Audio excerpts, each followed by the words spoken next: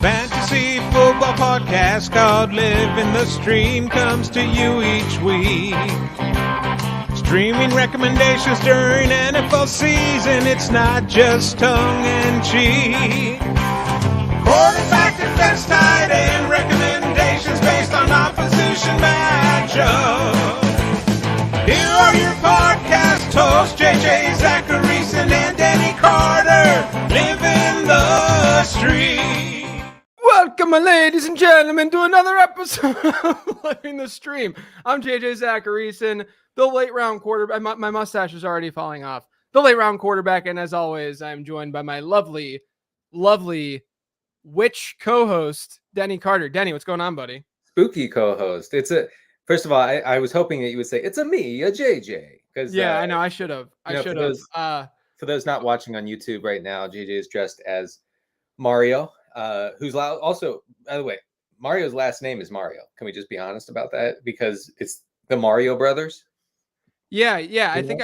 By the way, I just so everyone knows, I do have a mustache, but I'm taking it off for the show because I cannot talk while wearing that thing. You know, I'm disappointed, but we do have to talk. It seems that folks in the fantasy community are into Mario this year. Matthew Berry was on the Fantasy Football Happy Hour this morning wearing a Luigi costume. Yeah, I just saw that, actually. I just saw that. I don't, do you think was the Mario movie, did it come out in 2023 or was that a 2022 thing? It's hard to say. It's hard. It's very, like, no one knows when movies release these days. Right. Because here's the thing. There are no big deal movies anymore. You know, that's right. It just all comes and goes. That's right. And I do feel, usually I like to have, not the most common costume in the world. And this year I have probably one of the most common, like I've seen Mario costumes everywhere. And Can I go on a little tirade here? Anyone who says Mario and not Mario needs to be sent off to jail. Yeah. I mean, maybe a work camp, maybe not prison, but something along those lines. Can I tell? I actually have a story about Mario and Luigi. So I had my Halloween party on Saturday night, and we always have a costume contest, right? And it was a very close race between Teen Wolf and his fiance Luigi, right? And Teen Wolf was Teen Wolf's fiance in the movie, right? Everyone remembers this. And so Teen Wolf had a pretty healthy league. I was tabulating the votes, and I am an honest vote tabulator. No one was screaming at me to stop the vote, stop the count. And then the kids stormed in at the last second. All the children at the party stormed in and they voted, okay? Because children have voting rights in our house. And they stormed in and they voted for Luigi and they turned the election. And Luigi won the contest and she won the champagne and all the other stuff we got for the first prize. Wow, sounds like American politics going on over there. Listen, Georgia flipped at the last second. That's what I'll say with Luigi winning. Man, yeah, I just feel, I think I shared with the folks maybe last week or the week before. I'm Mario, not Mario. Again, someone said hi meh in chat right now. Just said that Dan Patrick says Mario, which is kind of a bummer because Dan Patrick usually is on top of things and just in general. It's a bummer. Dan Patrick, get on your S. But I'm Mario. My wife is Luigi. Avery, my daughter, is Princess Peach, and then CJ, my son, is Toad. And really, I think the Peach and Toad costumes are what brings it together, right? Because like a lot of people are just gonna be Mario and Luigi standalone, and to me, standalone Mario and Luigi isn't as impactful, and because it's pretty normal, right? There are so many characters. You got to have more than just the Mario brothers. So I do approve of that. I was Toad. I think I mentioned this. I was Toad at Halloween 2011. And folks, let me tell you about Toad that night. Toad made some irresponsible decisions with alcohol that night, and Toad paid the price. Yeah, I'm really hoping that my 10-month-old son does not make irresponsible alcoholic choices tonight. That'd be rough. That'd be rough. It'd be way worse than a 30-year-old doing that. But it was a lot of fun. I will say, here's the thing about drinking a lot: it is fun for a moment, and then it's not. But it was a good time. And as you get older, right, in your 20s, it's fine. You can do whatever you want. When you get into your 30s, you begin to realize that the aftermath of being so drunk, having so much alcohol, is not worth the effort put in to drink that much alcohol. And I would just assume, I mean, look, you're years ahead of me now. As we know, you're about 15 years older than me. All right, all Uh, right. as we know, you are already experiencing all this. And I can only assume that as I age and get older, it's only going to get worse. Oh, listen, I'm 40, as the folks know. I'm a man. I'm 40, as the coach said one time. And I had more than 2.5 hard seltzers at the party the other night. And boy, let me tell you what, that one hurt. That one Yeah. hurt the next. Yeah, it's tough. So what are you doing? So we're recording this early, by the way. This is it's 1 p.m. Eastern is when we started this stream and recording. You know, some folks on the West Coast are pretty upset because it's 6 a.m. there. You know, and so it's quite early when they woke up. Yeah, they literally rolled out of bed and realized that we were recording at 1, and they had to hop on. What are you know, we're doing this because of Halloween. We both have kids. We have stuff going on this evening. What are your plans? Like, what do you do for trick-or-treating? Because both kids are still trick-or-treating. Yeah. Oh, it's still, what do you mean? They're in the prime of their trick-or-treating. Well, no, I'm just saying, because you're like 55 years old. You have older children and such too. You're hammering me with the age. I'm kidding. No, I like, keep it coming. Look, yeah, my son's 10, daughter's 7. So they only have, you know, my son only has 10 to 12 more years of trick-or-treating left in him. So yeah, we're going to a neighborhood down the street, and it'll be a good time. So my neighborhood apparently doesn't celebrate Halloween. Okay. And, you know, to each his own. So, you know, whatever. But we've tried to force the issue and be like, hello, trick or treat. Hey, we're here. And people will not even open the door. So we have to go to a neighboring place and do it there. But it's great. It's fine. How about you, JJ? What are you doing? Yeah, I mean, a very standard suburban trick-or-treating experience. You know, everyone's out there at like 6 o'clock or so, and it begins because it gets dark at like 6:15 these days, right? Like it's getting dark. I think next week is the week that things, or is it this weekend maybe where we fall back? It's the apocalypse. Yeah. So our kids' sleep schedules are going to be all jacked up as a result. But it gets a little bit dark, or it gets dark earlier, you know, this time of year. And so it'll probably start getting dark around like, I don't know, like 6:30 or something. And so it'll 7 o'clock. And so we'll go into the evening. We'll push Toad around in a stroller, I'm assuming, while Princess Peach goes and gets, you know, candy everywhere and just loads up. She has, because my daughter's 5. So like, it's like, I feel like she's transitioning a little bit from like, oh, this is cute, I have a little pumpkin basket thing, you know, plastic pumpkin that I'm going to get candy in, to like almost pillowcase season, right? Like it's almost pillowcase season for candy. Yeah. I mean, you do eventually get to the point where you're like, what am I going to do with this stupid plastic pumpkin? Like, what you put 4 full Kit Kats in there, right? That's it. By the way, one time I bit off way more than I could chew for trick or treating. In that my son was 7, my daughter was 3. And they wanted to be pulled around in a wagon. Okay. So they're being pulled around. Their cousins get in. Okay. Their cousins are like 6 and 8 or whatever. So I'm tugging 4 kids around this very hilly neighborhood. And I was like, oh, I could do this. This is not a problem. I'm fine. I run. I'm in like decent shape. Man, by the end, my hamstrings felt like they were about to actually just tear in two, both of them. It was horrible. And you can't just stop in that scenario. Like you can't just be like, no, I'm not, like, because you have a wagon that then you're leaving, and then you have children that are relying on you to move your body, and you're pot committed at that point.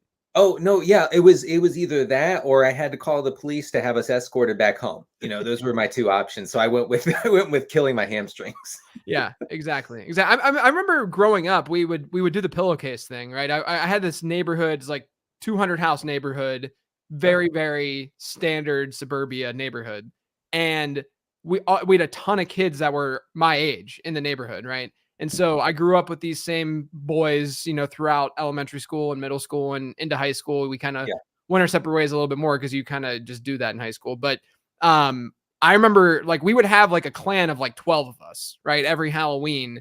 And the pillowcases that then got filled with candy. Because again, I'm not exaggerating. It's like a 200 house neighborhood, right?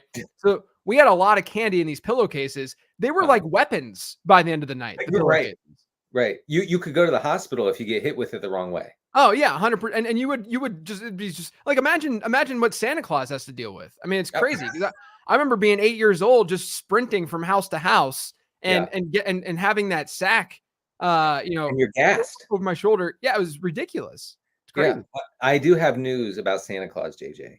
I could talk after the show about whether Santa is real or not. So we can discuss that later. Oh, we actually have a question later on the show, and we will we will be letting you know, listeners know, before we get to that question, if there is anyone underage who is listening. And I will say, look, I understand that some people do that. I had an episode of Late Round Perspectives last week, 2 weeks ago. Scott Barrett was on, dropped an F-bomb. I didn't think anything of it. And then someone was listening to with their kids. And so their kids figured out what the F word meant because of the F-bomb. Because of you.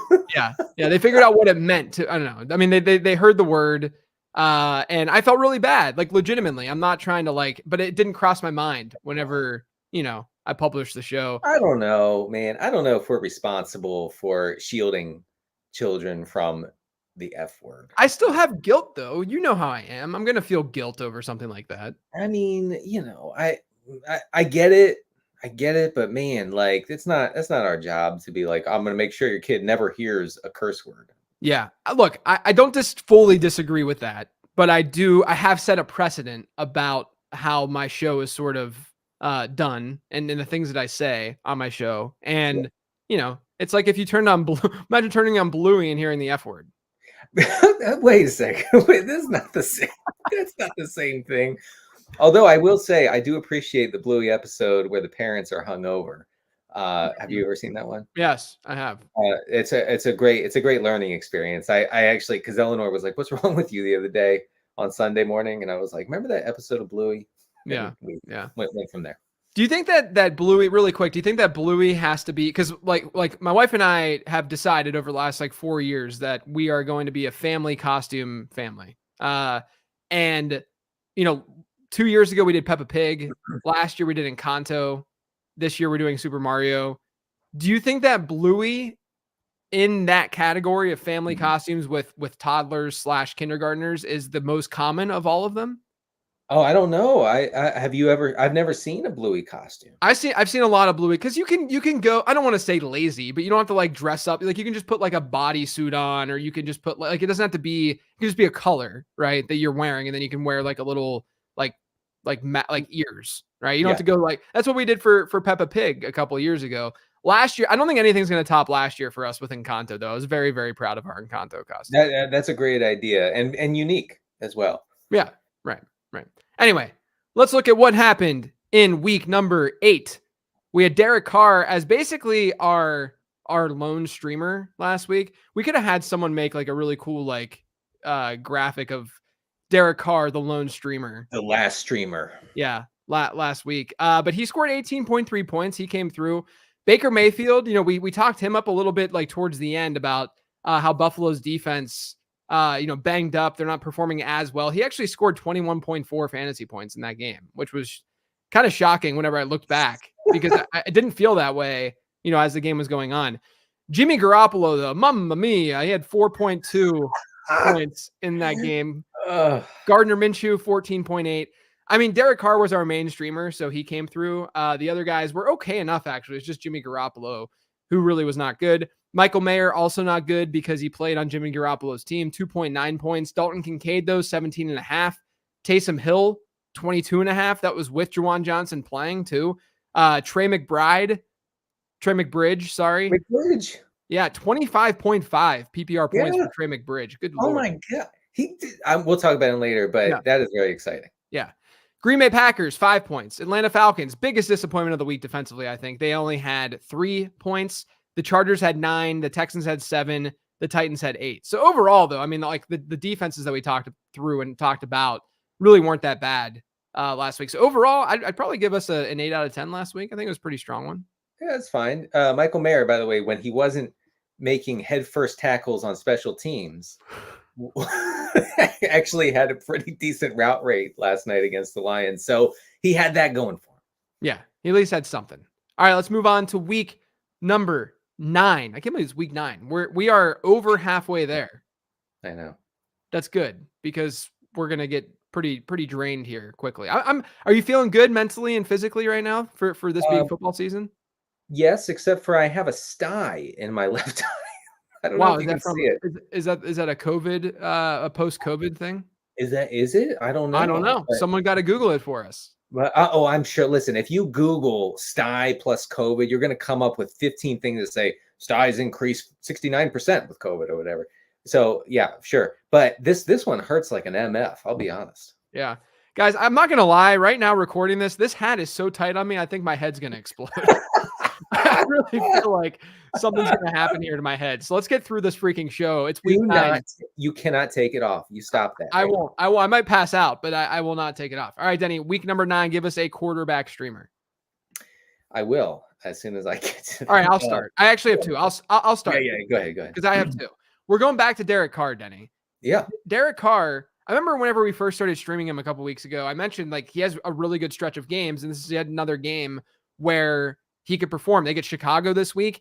He's been fine in plus matchups. He's actually only faced 3 teams this season that have ranked in the top half in terms of being a favorable matchup for quarterbacks and adjusted fantasy points allowed. They've happened the last 3 weeks. He's scored 17.3, 17.4, and 18.3 fantasy points. He's actually come through when matchups have been favorable. Chicago's playing a little bit better defensively, I guess. They kind of got tore up last week against Justin Herbert, but they're still a top 10 matchup for quarterbacks and adjusted points allowed.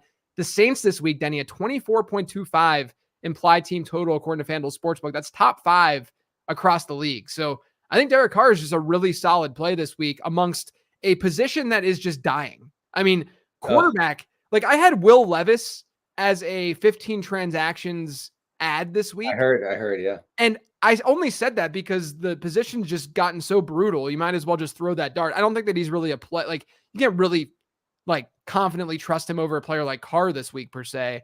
But yeah, I mean, that's just the state of the quarterback position right now. Yeah. Like someone who's upright and able to throw the ball.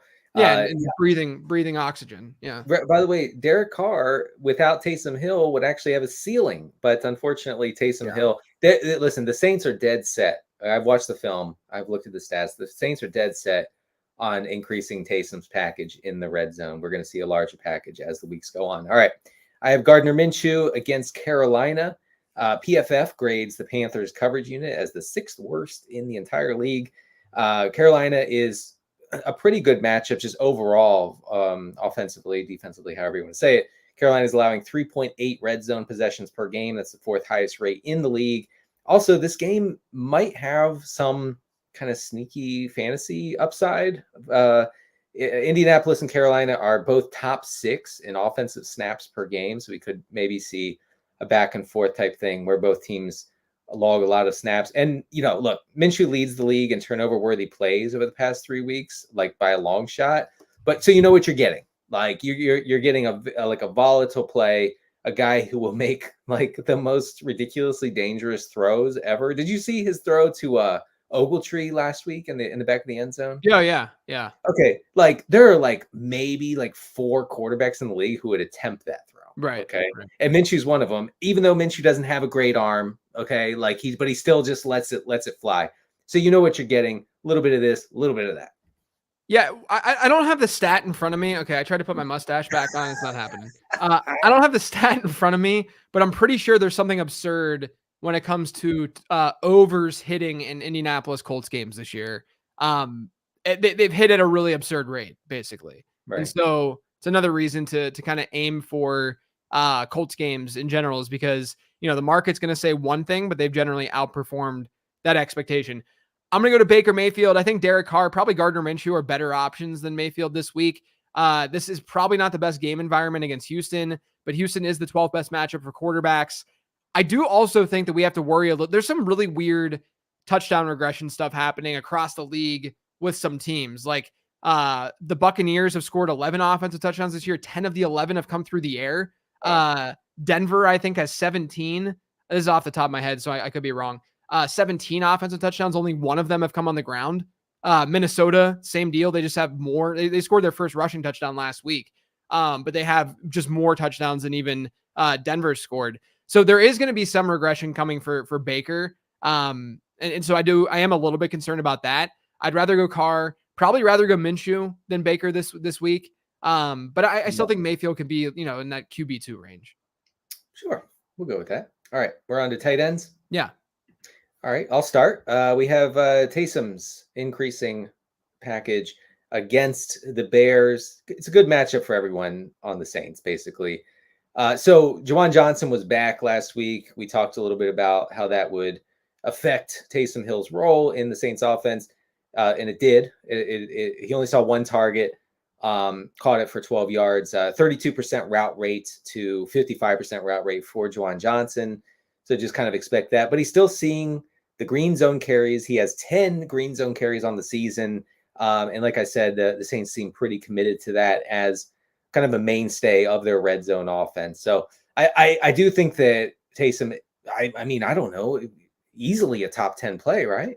Yeah, I mean, I think he's like from an upside standpoint, definitely. I haven't done my tight end rankings. I'm assuming when it all comes out, he'll probably be in that like low end tight end 1 range. Right. Whenever I'm done with it. I mean, sorry, yeah. go ahead. I was going to say, but the easy receptions that we were getting for a couple weeks, those are all, those are over. Right. And that's going to be, that's really a problem for him from like a legit top 5, top 6 option perspective. They used him a ton on the ground this past week.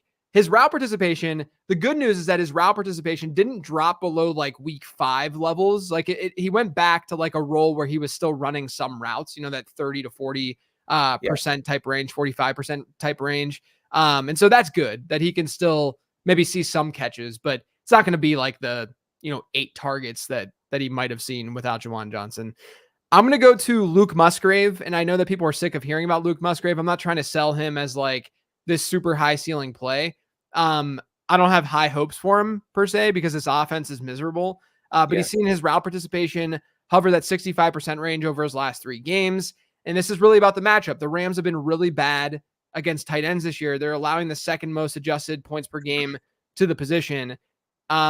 Look, I know it's really hard to play any sort of Green Bay Packer right now, but I do think Musgrave, if you're in a pinch, makes sense.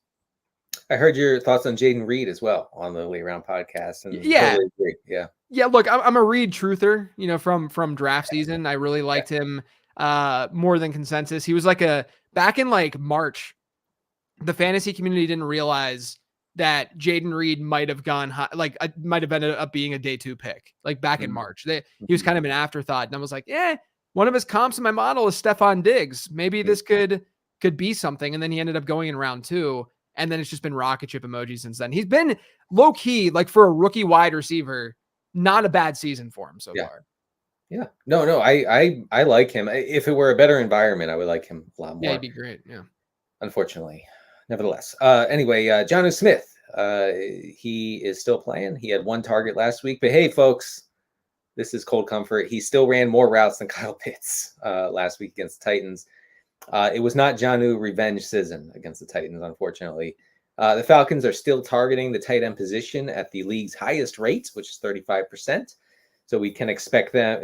I think we can expect that to continue with Taylor Heineke under center if he does indeed start this week. So Jonnu is a fringe option 12-team leagues.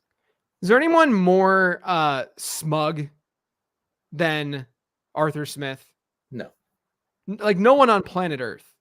No, he is the smuggest. The analytics say no one can be more smug. Also, what's this thing where he like won't tell us why players are playing or not playing? Like with Bijan, it was like I don't know. He might have a headache. I don't know. We'll see. I'll talk to you tomorrow. With Desmond Ridder, it was like he might have a concussion or he just might have been bad. I can't tell you.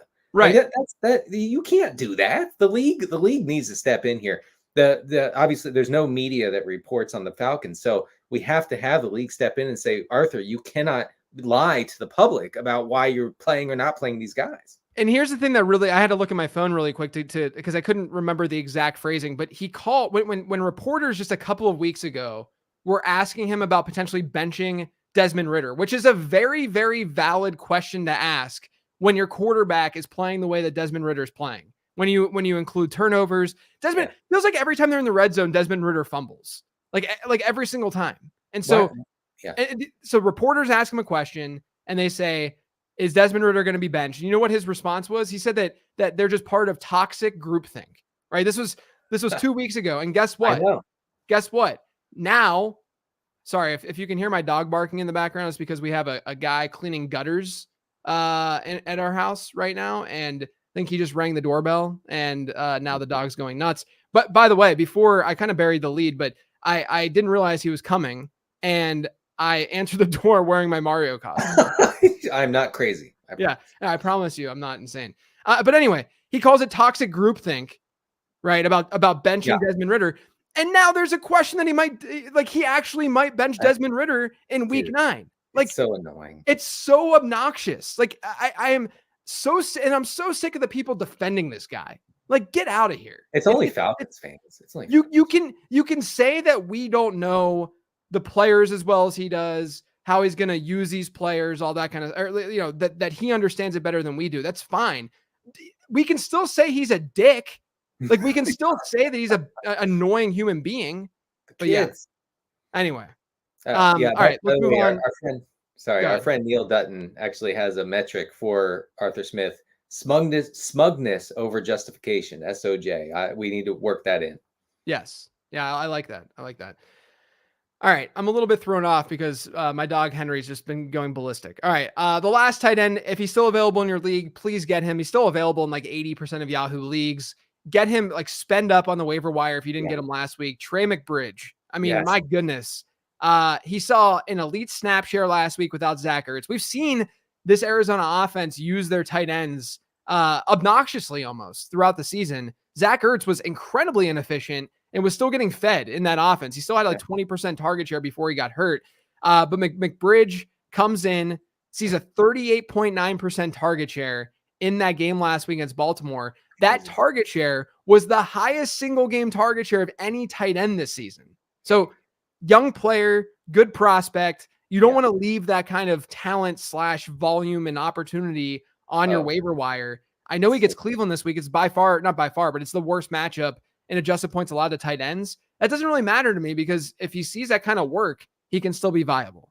It's everything you could have hoped for in this. And by the way, we're talking about Trey McBride, just so everyone's clear, because it's a joke. It's maybe a joke. Not. JJ kept writing last year. Every time he would write about McBride, he would write McBridge. That's the joke. Yeah. I would suggest you listen to every Living the Stream episode so you get all of our various inside jokes. So it's unbelievable. Like this team is going to be chasing points all season. The potential for garbage time production for McBridge is off the charts. I love it. It's insane. And I mean, you got to go after him. What's really interesting to me, and I like Dalton Kincaid more than McBridge rest of season, just because the offense that he's in and the potential there with, like, I thought Kincaid was a better prospect than Trey McBride. But what I'm saying here, Denny, is I think from a value perspective, it's absolutely McBride over Kincaid. People assume that, like, Kincaid had like an 18% target share this past week. It wasn't like that absurd. He's just good. He's going to be efficient. He's in a really good offense. But McBride in this kind of full PPR setting could really, really thrive, like be very, very good. I don't know if he's going to dominate this week because the matchup's really tough, but it's definitely something to keep in mind that if you're kind of looking for more of the value play between these two up and comers, I think McBridge is the play over Kincaid. Yes, I agree. And I tend to lean toward McBride just straight up, just because of how bad the Cardinals are going to be and chasing points and whatnot, but maybe that's bad process. We'll see. All right. Moving on to defense. I have 3, so I guess that I'll get to them. Two of them are in the same game, so I'll just do them both very quickly. New England and Washington. You can use either of these defenses. Let's look at it first from the New England defense perspective. Washington's second highest in sack rate allowed this season, 7th worst in pressure rate allowed, second best matchup for defenses and adjusted points allowed. And this game has a sub 40 point over under. So then looking at this from Washington's perspective, again, sub 40 point over under. So it's going to be a low scoring game. New England's the 4th best matchup in adjusted points allowed. Washington is 10th in sack rate defensively and 14th in pressure rate. And New England is top half of the league in pressure rate and sack rate allowed. So I think this game could be a disaster. A lot of people, I have this on my 10 trends episode, is going to drop tomorrow. Sam Howell, Denny, in games where he's faced a but I don't know if New England technically is a bottom half. I don't know where they rank in adjusted points allowed, but Sam Howell, when he's not facing a very good defense, or sorry, very easy defense, has been horrible in fantasy. He's not been good. And and so far, they faced the easiest schedule for quarterbacks in adjusted points allowed. Rest of season, it's like 10th or 12th worst. So I think that things could go south a little bit for this Washington offense from now through the end of the season. I agree. Yes, Howell is definitely a product of matchup, I think. Yeah. All right. I have the Chargers against the Jets. Chargers are 3-point favorites, which is they're pretty down bad if you're only 3-point favorite against the Jets. I know it's in New York, but whatever. Now I'm thinking, their Chargers aren't even going to be awake for a 1 o'clock game, but we'll see. Zach Wilson he's bad again, folks. Since week 6, he has the lowest completion rate of any quarterback in the league.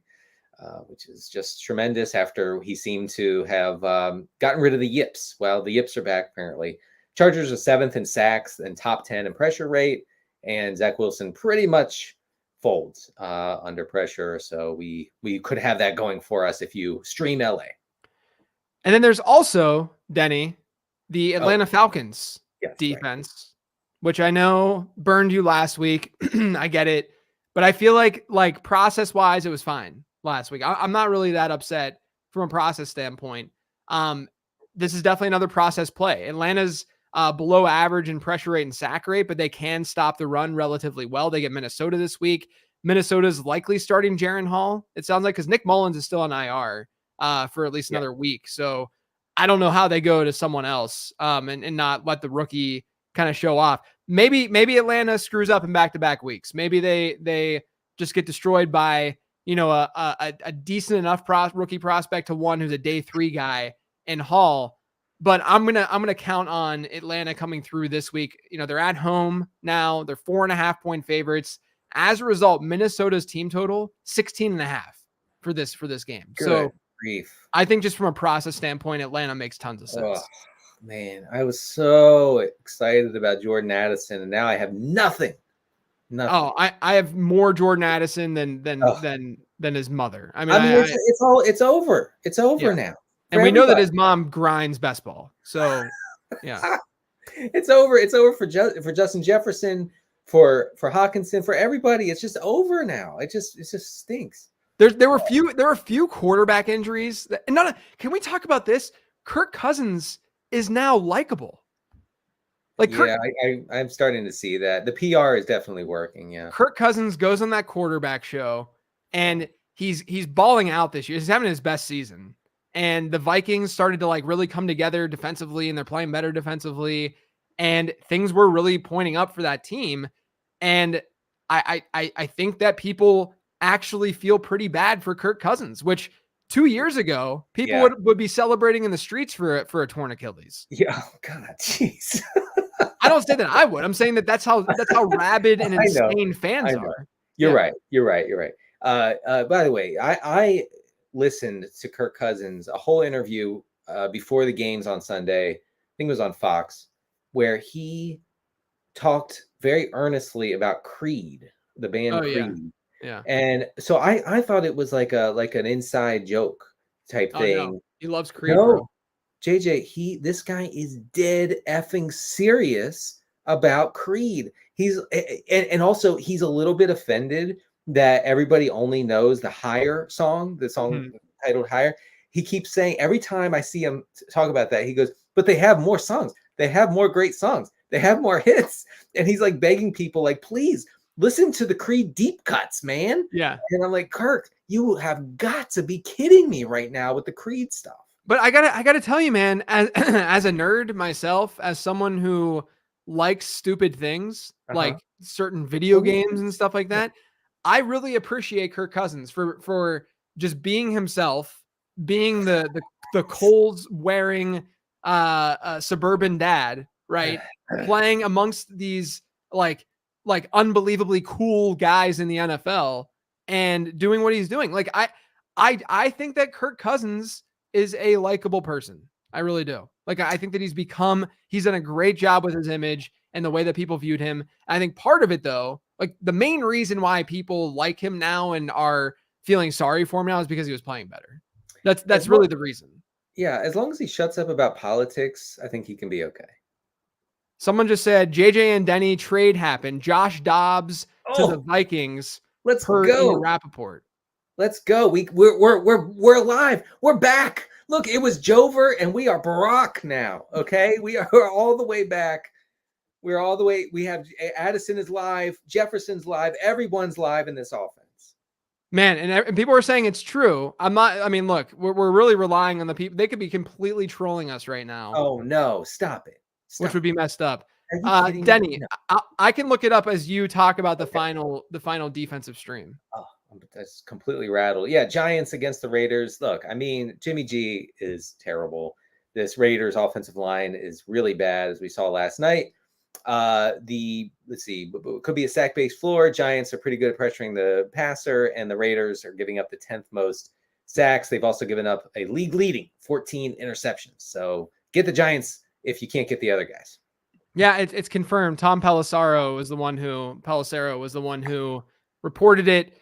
Josh Dobbs. Now all the quotes from Gannon about the quarterback situation makes a lot more sense. Why they were like, yeah, Josh is our quarterback next week against Cleveland, and then all of a sudden yesterday he's like, I watched the film. He's not the quarterback anymore. What is that about, by the way? Yeah, Jonathan Gannon has to come out and be like intentionally like vicious toward Josh Dobbs, who has done nothing but try to win for this god awful Cardinals team. Okay, he has unbelievable world leading dog levels for Josh Dobbs. He's done everything they've asked him to, and then Gannon, who obviously is like a petty little boy.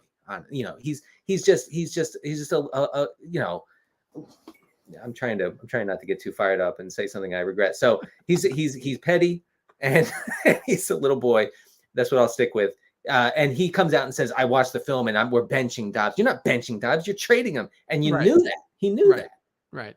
Can we talk about how we were just talking about Kirk Cousins in this Vikings offense? And literally as we were talking about that, they traded for Josh Dobbs. Thank goodness for that. We truly needed it. We truly needed it. I also, just to throw it out there, I also think that you could hypothetically play the Raiders in that game against the Giants as a defensive streamer. Do you agree? Oh yeah, because Daniel Jones. But even if Jones doesn't play, I guess it would be DeVito since Tyrod's in the hospital. Yeah, is he related to Danny DeVito? He is by far. Listen, is it Tommy DeVito? Yeah, I think so. Okay, he went to Tommy Syracuse, DeVito right?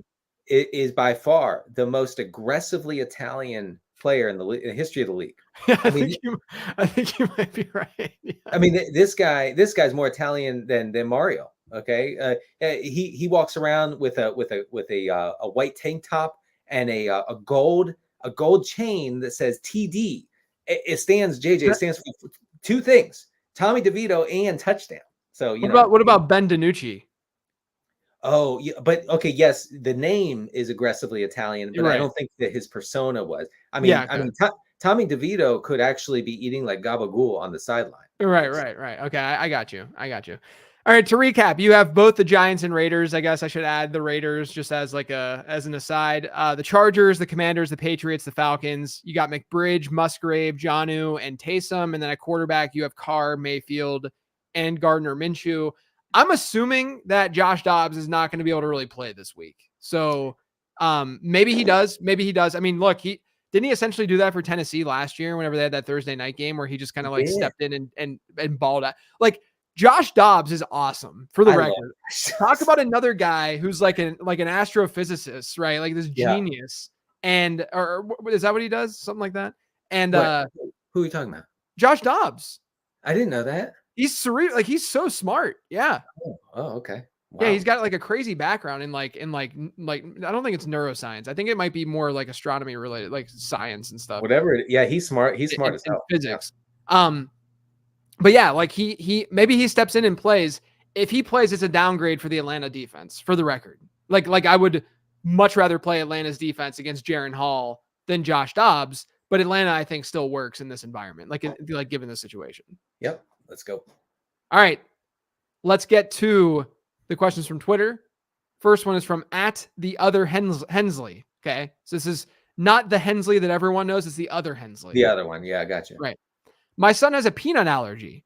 Do I tell him to refuse the clear RB1 of Halloween candy, Reese's, and trade them with friends for Skittles or something, or bring them back home so I can confiscate them for his safety? Well, first of all, I would just definitely suggest being very careful with this Halloween candy, because there's Yeah, lots that's of it. chance. That would be tough to have a kid with, like, especially like a super serious peanut Yeah. allergy or like egg allergy or something like that. That would not be fun. Part of the reason I want to keep this on here though, Denny, do you know what the number, I think the most tilting thing on planet Earth. I'm talking more than anything Arthur Smith says. I'm talking about more than people not putting their shopping carts back. Like the most tilting thing I think on Earth is when people pronounce Reese's Reese's. Oh yeah, what is that? No, What, don't do did you that. not go to school? Don't. Jeez. You got very personal. Oh, I just annoyed. Not only that, the worst then is when they, and I think we've talked about this on the show maybe like 5 years ago. The worst. Yeah, actually, I shouldn't say that that's the worst. The worst is when they say Reese's Pieces. Reese's Pieces. Because all of a sudden, Pieces, the reason it's Pieces is because it's Reese's and it rhymes. You don't change the pronunciation of pieces to Pieces because you don't understand how to pronounce Reese's. Wow. I mean, you're fired up. I have heard Reese's Pieces before, and it is irritating. You are fired up though. The most irritating thing on earth is Reese's Pieces. I would rather listen to the gutter guy slam on my roof for 6 hours than hear one person say Reese's Pieces. You love that gutter guy. Yeah. I'd rather listen to my dog bark in my ear for another 4 hours. Charles Butler in the comments has a good point. He says feces. Reese's Pieces. Yes. So now we go from the candy that Reese created to Reese's poop. Yeah. I would try it. Yes.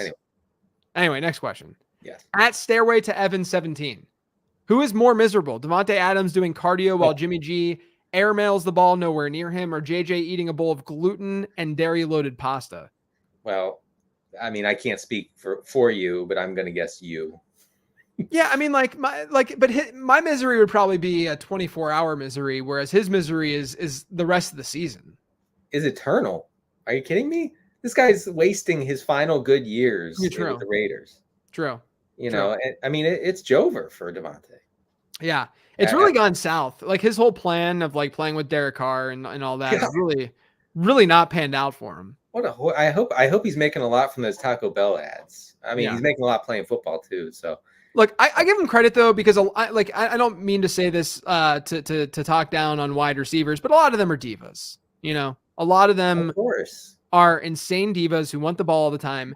And all things considered, when you put Davante Adams' situation in perspective and the down badness that he's experiencing right now, he has actually been pretty level-headed and calm, at least through the media.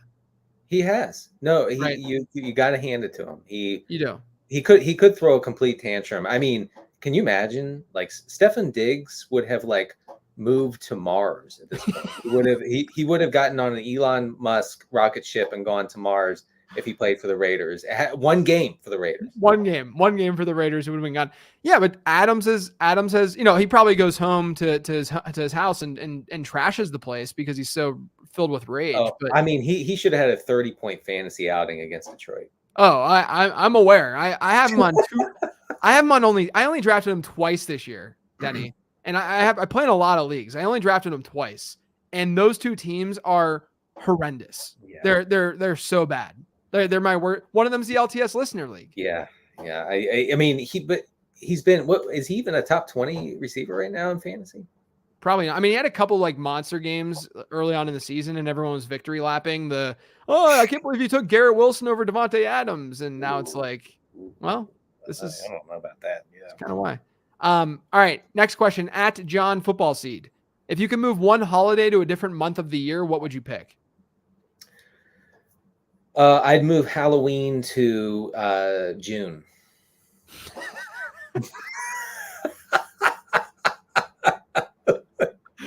So confidently. I know, I've always wanted Halloween to be in a really nice part of the calendar weather-wise. I would agree. I think that that's the holiday to move is Halloween because, and I really took a step back and thought about this whenever I saw it because I think the holiday makers did a pretty good job of spreading it out properly because the Thanksgiving to Christmas sort of length, like the time of year and what it like, it's all a very magical time. And it's like this, the schedule makers did that on purpose, you know? And then right. Halloween just kind of got thrown in there when we had Labor Day, you know, in September. Like we could wait till Thanksgiving to have the next big holiday. So I might be with you. June Halloween might be it. That might be where it's at. Sounds fun. Sounds fun as hell to me. I don't know. I mean, because honestly, I know in Charlotte it's probably different, but in Maryland, the weather is definitely hit or miss on Halloween where it is now. Okay, before the revolution happens and we move it to June 30th. But the other thing is it can be pretty bad. Kids would be out of school in June. Yeah. And so you wouldn't have to worry about them eating so much candy at 9:30 at night and then going to bed at 10:30 and waking up at 6 a.m. Someone says kids would pass out left and right in those huge costumes. I mean, I'm not telling you that you need to dress up in like layers of costume in the middle of June or the end of June or whatever. Like, you know, dress appropriately, but we wouldn't have to worry about the weather. I mean, there have been Halloweens here where it's been so cold that you can't trick or treat. I'm sure like Cleveland, Chicago, like these cities where I grew up in Pittsburgh where we would literally, there were some Halloweens where there was legit like 8 or 9 inches of snow on the ground. One time, I'm not kidding. Right. I never experienced that, but one time my little brother, he was like 5 and he dressed up as Aladdin, but he couldn't not wear a huge coat and a hat and gloves. Right. I don't know why, but we went up to this door and, you know, ring the doorbell and the lady comes out and she goes, "Oh, are you supposed to be this? You're supposed to be that?" And she looks at my brother and goes, "Are you supposed to be homeless?" Oh my God. And we were like, "Excuse me?" What? Why would you say that? Oh my gosh, he turned into the kid from A Christmas Story. Yeah, really, quite the thing to say to a 5-year-old. Man, someone asked in chat, Josh did either of you do anything as kids for mischief night? We called it Devil's Night. And what is that? Yeah, it's Devil's Night. It's the 30th, the night before Halloween. I never did it because I was a good kid. You go around in like TP houses and stuff. I didn't know that. I mean, Devil's Night? Is that Devil's Night is what they called it where I was from. Yeah. Oh, sounds and like kids would like go around and try to like vandalize things. Like I remember my parents having to like make sure that like cars were in the garage. Wow. Like before Devil's Night. It was usually though you'd wake up and there would be like TP and yards and stuff like that. So there's a Devil's Night, but there's no God's Night. That's curious, I will say. I think it shows the deterioration of Western society. Anyway, next question. Next question. @ Johnny Pastrami. Denny, since JJ outed himself as a cop last week by calling a Gatorade flavor by its actual name instead of the color, do you feel any different about him? What? I think what was the Gatorade flavor? Glacier Freeze or something like that. Yeah, I'm so okay. I'm sorry, I don't memorize. Apparently it's a bad thing to do to call Gatorade by its actual flavor name. I think we've gotten to the point though where back in the day Gatorade only had like 4 flavors, right? Like back that's when you could say orange, yellow, and you knew exactly what they meant. There's like 80 different Gatorade SKUs now. I mean, they have. There's so many different flavors. It's like you open up Netflix and you're trying to choose a TV show. You go to a convenience store and look at all the Gatorades. You can't choose a single flavor. You got to be specific. I hate that we have so many choices. Choices are so bad. Like I don't know how you feel, but when I go to buy tortillas at the grocery store for taco night, and I have to sift through, honestly, no exaggeration, 10 to 12 kinds of tortilla to find the right kind, which is the normal kind. I'm upset. It gets me upset. I'm sorry. Why do there have to be 12 different kinds? There should be one. There should be one kind of tortilla. Next question. @Inquisitor Glockta. Do you have a favorite SNL skit of all time? What are your thoughts on David S. Pumpkins? Oh, I hate that. Do you hate it? Yeah. What makes you hate it? Is it a Robinson-esque kind of humor to you, or I is mean, it not even that? look, with all due respect to Tom Everett Scott and his connections to Tom Hanks, I don't like Tom Hanks. Whoa, I, whoa. I mean, look, I like him. He seems like a decent dude. Okay, and as a cultural icon, I fully respect it. Okay, but I don't I don't particularly like his work. Wow. Is that Wow. not?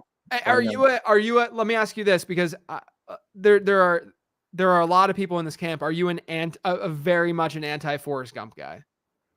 No, I'm not. Oh, Our friend Rich Rebar is the foremost yeah. anti-Gump person on earth. Okay, he can go on for literally hours about why Forrest Gump is the worst movie ever made, Yeah. and I'm Yeah. not. I'm not. Rich, by the way, is much more of a film critic and TV critic than Yeah, people even realize. Like he's deep into it. he love. Oh no. He if you get Rich on a movie that he's into, he will not stop, and it's good. It's good stuff. Like Yeah. I love listening to him rant about movies. Yeah. See, I'm a Forrest Gump guy. Like I think the movie's great. Obviously it's not, I mean, it's like fairly surface level, but I still think, like, even as I get older and, the movie came out when I was like, 10 or whatever, uh, maybe even like 6. Yeah. But as you get older, I still like appreciate the storytelling in it, and that it's kind of fun and it's cool. Like it's a cool movie. I can't believe you don't like Tom Hanks though. Like it seems almost impossible to not like him as an actor. I don't know, man. Like someone's asking me about Castaway. I like Castaway fine. I'm not like a truther for the movie. I like Tom Hanks in Big. Does that count? Yeah, I mean, sure, yeah, because he was in it. Um, like, what about him in animations, like in the Toy Story movies? Oh, I was never a huge Toy Story, and I don't know if that's just my reflexive contrarian thing or what, but like when I was a kid, everybody, oh, Toy Story is the greatest thing ever, and I was like, actually, it's not, and here's why, you know. So Mm. maybe I'm just a jerk, but I'm not a huge Toy Story guy. I will say that his Christmas movie is the worst thing I've ever seen. That the one, the train, he's on a train. Oh, the Polar Express. God, that movie. What about here's what I think is potentially peak Tom Hanks. Maybe this is a hot take, but A League of Their Own, Oh shoot, you got me there. right? Yeah, you got me there. That's a good one. Oh, Like yeah. that's a fantastic movie. Yeah. It's a classic, and arguably, I mean, definitely a top 5 sports movie of all time. Oh my God, can you imagine, JJ, if that came out today, it would be panned as the most woke film of all Oh, time. 100, yeah, 100%. Oh, But women playing baseball? Since when? That never happened. yeah, but Tom Hanks is brilliant in that movie. He's so good. Yeah. Oh man, the scene where he's peeing for like 3 minutes. Yeah. I mean, it's disgusting, but it's also really funny. I'll hand it to him. Okay. All right. So we can agree that A League of Their Own is good. Yeah. And this is this is another aside. This is sort of combining there are a lot of people who hate Forrest Gump, a sports movie that people despise, that I still am a fan of. And people think that it's corny and it's dumb, but every sports movie is to some degree. Yeah. Yeah. Rudy. I haven't seen Rudy in so long that I can't make a judgment on it, but Oh, I yeah. do remember it made me cry. Yeah, Rudy's a good like it makes you feel something. Like Yeah. that's all you need. I don't care how corny it is. If it makes you feel something, then it did its job. The actor who played Rudy, he didn't die, did he? Who, Sean Astin? Yeah, he's alive, right? I would hope so. Isn't he alive? I'm looking. We're looking into it right now, folks. Denny is certain. Yes, he's alive. He's 52. Denny, stop doing this. I'm sorry. I remember. I just remember seeing something and thinking, "Oh God, not him." Yeah, he was in Stranger Things. Died a horrible death. Yeah, he was in Stranger Things. Yeah. He's been in a lot. He was in like Lord of the Rings and stuff too. Oh yeah. Well, I'm not. Lord of the Rings is so all-encompassing and overwhelming to me that I can never get into it. I would have to commit my whole life to it. And I'm not willing to do that. I got you. Next question is at Two High Safeties. In honor of inspiring the worst title in LTS history last week, what is your least favorite nickname someone called you? So look, last week I thought was a good title of I had episode 268, week 8 streaming, and ankle on knee. was the title of last week's episode. What's wrong with that? There's nothing wrong with that, right? Ain't Nothing wrong with that. I mean, Get outta here. it was a key part of the episode where I misunderstood, and I was saying that I crossed my legs fully, and JJ was like, "What?" Yeah. Yeah. It was a very, very a big piece of the show. I don't know. I haven't had many nicknames thrown my way that are appropriate to say on this show. But Denny, do you like maybe Den? You hate Den, right? People used to call me Kennard or Kennard. I can't remember. It started as Ken. And by the way, I went to the Halloween party as I'm just Ken. I don't know if you saw that on the internet. But, I don't think I saw it. No. That's because you don't follow me on any social media sites. But anyway, I'm kidding. Yeah, it started as Ken, like Kenny, and then it was like, oh, who killed Kenny? Who killed Denny? That sort of thing, South Park deal. And then it went to Ken, and then Kennard, and I was like, God, I hate that. Yeah, well, the only thing I hate more than people who say Reese's Pieces is the one or the people who call me Zach. Oof. Oh, when you call me Zach, I Arthur fist immediately. I mean, it is. No, wait a second. People actually have the gall to abbreviate what your last name? Yeah, but they say it as if they think it's my first name. Why? Denny, this happens once a month in my life. You are lying to me right now. I swear, there's people on Twitter that say it. They'll respond and be like, Zach, I love the show. It's like, no, you don't. If you love the show, you wouldn't be calling me Zach right now. Oh my God. Are you kidding me? I'm dead serious. It's the most tilting experience.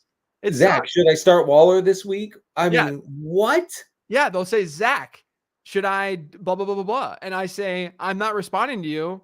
I really just ignore them, but I'll sometimes respond and either give them the Arthur fist and say, when people call me Zach, or I'll respond and say, I'll only respond to you if you apologize to everyone for calling me Zach. Yeah, right.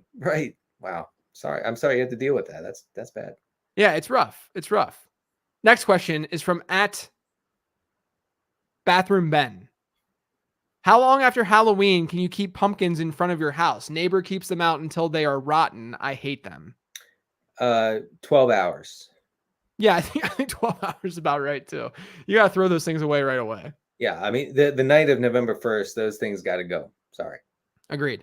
All right, this is the part where I think people need to, if you're listening with a child, okay, we're gonna bring up a topic that we talked about before. All right, clear the children. And this is the last question of the show, so it's fine if you don't hear the rest of the show. We'll forgive you. But this is from @ndutton13. Jumping ahead a holiday or two, my eldest is starting to become suspicious about the true identity of Santa. We're probably going to have to tell her soon, but obviously after Christmas. Do you remember when you found out the big guy was really a corporate tool of Big Christmas? I think we've talked about this before, but I do think that it's worthwhile to have this conversation again. How old were you? I don't know, man. Maybe like 9 or 10. Does that sound right? Yeah, I was 8. Yeah, something around there. I mean, this isn't shocking, but I was pretty naive growing up. And so, I was probably later than, I was probably like an 80th, 90th percentile in terms of lateness and learning about Santa's true identity. Yeah. We have a couple comments that just are making me break up here.